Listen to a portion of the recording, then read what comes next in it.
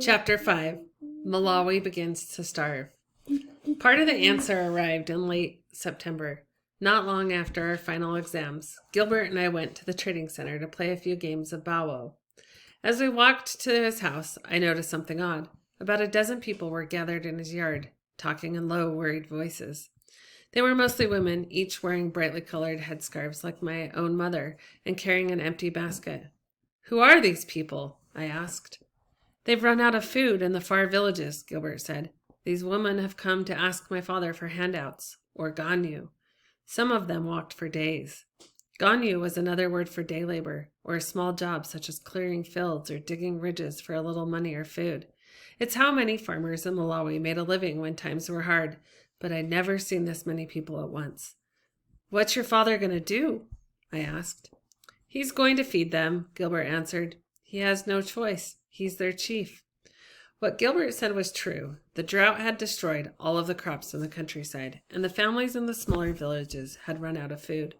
Their storage rooms were empty, and now they were hungry. I came home and told my father what I'd just witnessed. He'd also seen the lines of women, but didn't seem too concerned. He explained that the government always kept giant stocks of maize for emergencies. In tough times like these, they sold it on the market for a reduced price so that everyone could afford to eat. "Don't worry," he said. "Whatever the case may be, our family has never gone hungry." A few days later, however, my father returned from the trading center, where a group of farmers had held a rally. They delivered some terrible news.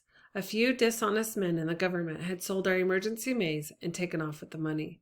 "They're saying there's nothing left," he told my father. "This year will be a disaster." My mother's face seemed stricken. "Only God can help us," she whispered. After that, hunger came to Malawi. Due to the shortage of maize, the price doubled in the market. When this happened, people started hunting for food in the forest. One evening before dinner, I was feeling a bit hungry, so I walked next door to see if I could snatch a few mangoes from Mr. Mwali's trees. When I arrived, he and his family were sitting down to steaming plates of food. "Just in time," I said. But when I looked closer, I realized that the Mwalis were eating pumpkin leaves and stewed green mangoes. They weren't even ripe, and I'm sure they tasted awful. "You'll find no food here," Mr. Mwali said, wrinkling his nose as he chewed. Later, I saw several men digging ridges in Mwali's field for ganyu. They were from other villages, and each walking away carrying a handful of those same green mangoes. A few days later, while walking through the trading center, I saw something else I'd never seen. Women had spread out plastic tarps and were selling gaga. Gaga are the clear-colored outer layers of chaff that are removed from the maize kernels in the mill. It's mostly garbage, left on the mill floor and tossed away. Farmers fed it to their chickens and pigs. I like to use gaga in my bird traps, but I'd never seen people eat it. Yet here it was, selling in the market for 300 kwacha a pail, 3 times what it normally cost. A group of women held metal buckets and crowded around the sellers, pushing one another to get some. "Move away! I was here first." "We're all hungry, sister. There are no firsts in that." When I returned an hour later, all the gaga was gone. Right then, I felt a shock pass through me, as if someone had shaken me awake in the night. I started running home. Until then, I hadn't worried about our own situation. Being 13 years old and always hungry explained some of that. Each meal, I'd stick out my plate and ask for seconds, saying, "That's right, keep it coming." Sure, I knew about the problems throughout the country, but for some reason, I always assumed they were happening to someone else. Now, as I headed home, I grew more and more afraid. When I reached the house and opened the door to the storage room, I nearly fainted. Only 2 bags of grain remained. In my mind, they were already gone. I started doing the hunger math. 2 bags of maize wouldn't last 2 months. In 3 months, we'd be starving. Worse, there was still 210 days, about 7 months, until the next harvest. We hadn't even planted one seed, and once we did plant, there was no guarantee that it would rain, or that we'd even have fertilizer. A few days later, my father started rounding up our goats to sell in the market. In Malawi, your animals are your most prized possession, a farmer's only token of wealth and class. Now we were trading them for a few pails of maize. The men who ran the Kenyanya stands selling fried meat had enormous power now. The prices were offered for goats, pigs, and cows went lower each day, yet people still lined up to sell. I noticed one of the goats was Mankalalala, one of my favorites. Unlike the other goats, he loved to play. He'd let me grab his horns and wrestle in the courtyard. He and Kamba had also become friends and would chase each other around the kitchen, irritating my mother. "Papa, why are you selling our goats?" I asked. He turned to me. "A week ago, the price was $500. Now it's $400. I'm sorry, William, but if we wait any longer, we'll get nothing." The goats were tied by the legs with rope and already crying. Kamba heard the commotion and came to investigate. When he saw Mankalahala being led down the trail with the others, he started to bark and jump.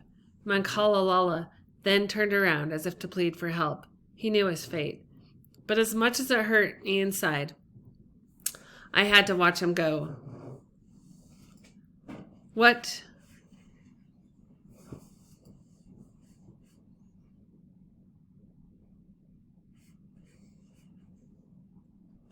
could I do?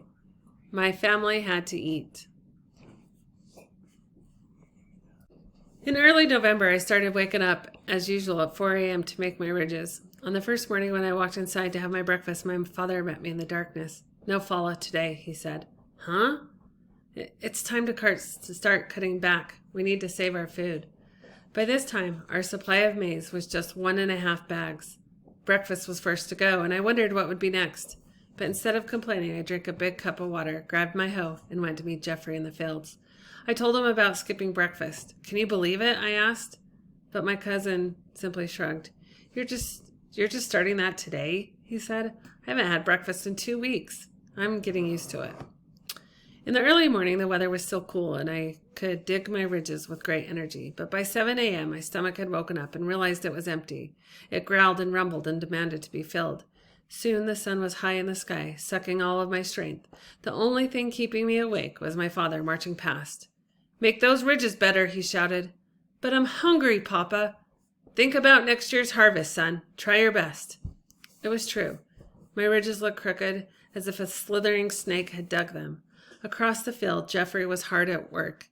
"Mr. Jeffrey," I called out, "you dig my ridges today, and I'll dig yours tomorrow. Can we make this deal?"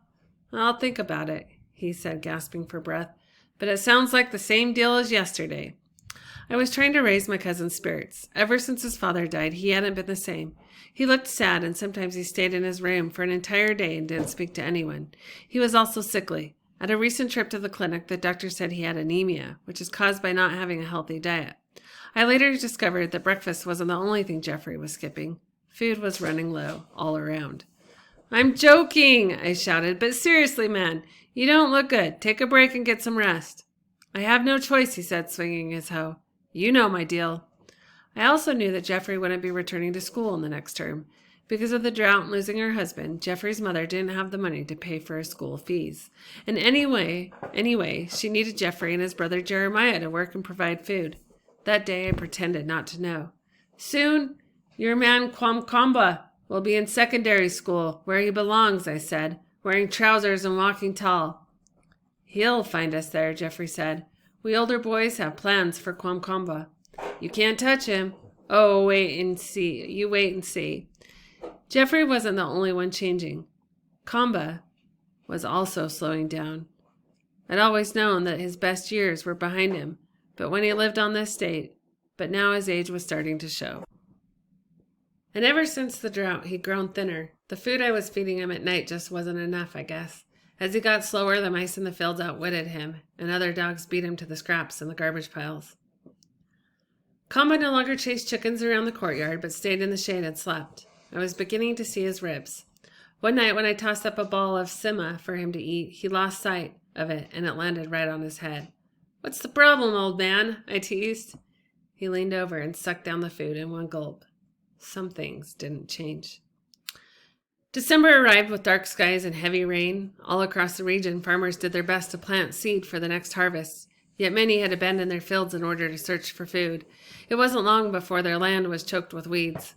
My father managed to plant a small plot of maize, but without any fertilizer, he also found enough seed for a half acre of tobacco, which would prove a lifesaver in the months to come. What began as a drought and hunger in Malawi soon evolved into full-blown famine. That winter, it would tighten its grip until few people were left standing. Those looking for food began to cluster in the trading center and along the roads. Groups of men carrying their hoes went house to house asking for work, and their clothes soaked from the rain and covered in the mud. At each place they heard the same reply, "We have nothing to give." While the man searched for Ganyu, their wives gathered at the chief's house, where Gilberts passed out bags of flour at the door. Already hundreds of people had received food, and more kept coming. They carried children who cried with empty bellies, and some women were so weak that they fainted once they arrived. After Gilbert's mother nursed them back to health, they continued down the road and searched for their next bite. The famine arrived at our door sooner than I imagined. During the second week of December, my mother mailed our last pail of maize, giving us just 12 more meals. As soon as she left, I opened the storage room and peered inside. All that remained were empty bags piled in a corner, like dirty laundry. I tried to remember what the room had looked like when it was full, but I just didn't have the energy. That night, my father called the family into the living room. "Given our situation," he said, "I've decided it's better we go down to 1 meal per day. It's the only way we'll make it." My sisters and I argued over which meal it would be. "We should have breakfast," said Aisha, who was 12. "I like lunch," shouted Doris. "No," my father says, "it will be supper. It's easier to keep your mind off hunger during the day, but no person should have to sleep with an empty stomach. We'll eat at night." My stomach was used to being fed every time it grumbled. Having no breakfast was one thing, but not eating breakfast or lunch was a lesson in patience and pain. It was even harder on my younger sisters, who didn't understand why no one would feed them. "Did you hear me, Mama?" they cried. "I'm hungry." "Yes, dear," my mother said. "I heard you.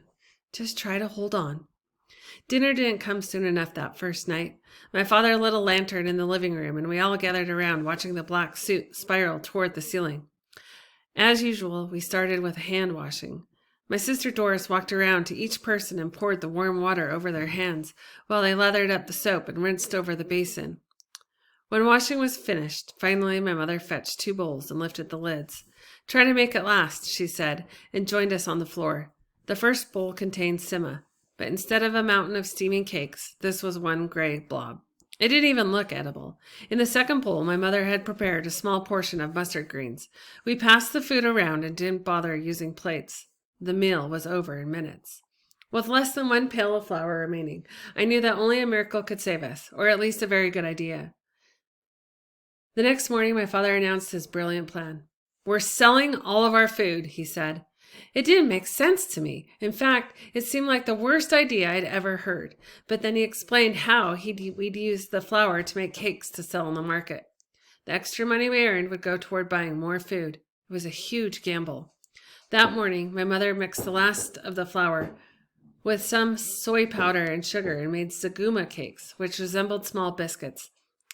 The delicious smell of them baking over the fire drifted through the sheets of rain and onto the road, stopping the Ganyu, men in their tracks.